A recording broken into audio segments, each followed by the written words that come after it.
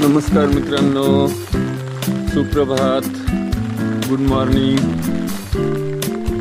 पहाटेचे 6:30 वाजलेले आहे आणि मी हळूहळू ट्रेकिंगला जातोय.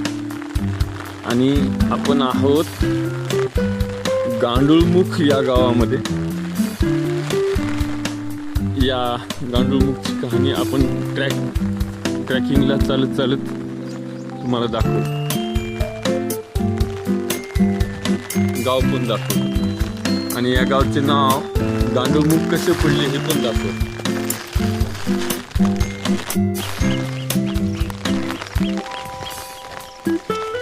वर आहे ती पहाडी आणि आपण निघालो ट्रॅकिंगला. आणि खाली आहे ते खूप मोठं डॅम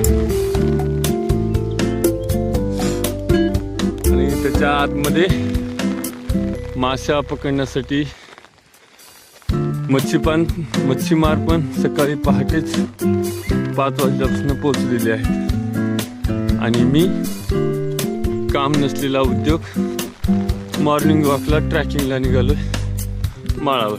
उंच पहाडी आहे.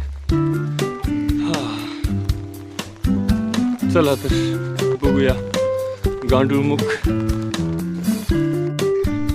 तर तुम्हाला मी लवकर गांडूळमुखची कहाणी सांगतो. या गावचं नाव कसं पडलं. 2 खूप मोठी माळं होते आणि त्याच्यामधून एकच 2 फुटाचा रस्ता होता. तर त्या रस्त्यावरती आणि त्या माळाच्या सभोवताली पठारी भागामध्ये खाली ज्यावेळेस डॅम झाला नव्हता त्यावेळेस जाण्या येण्यासाठी रस्ता फक्त 2 फुटाचा होता.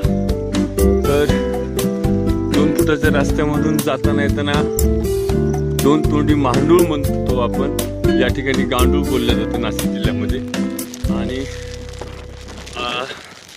त्या गांडुळामुळं त्या गावचं गांडूळ आणि मुख असं नाव पडलं. मुख नाव पडण्यामागचं बी एक कारण आहे.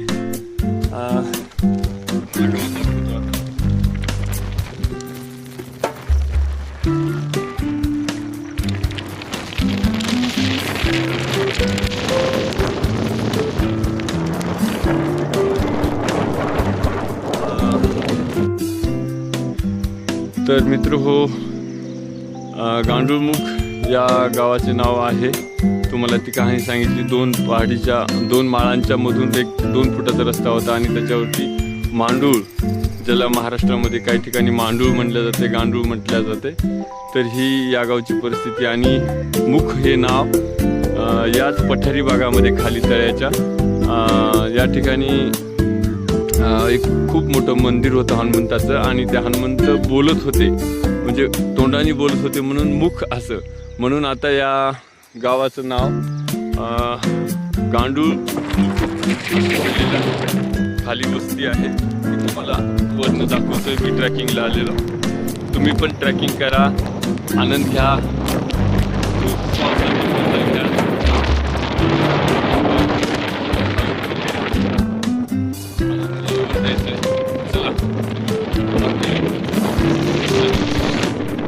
सुखाचा आणि समृद्धीचा जाओ.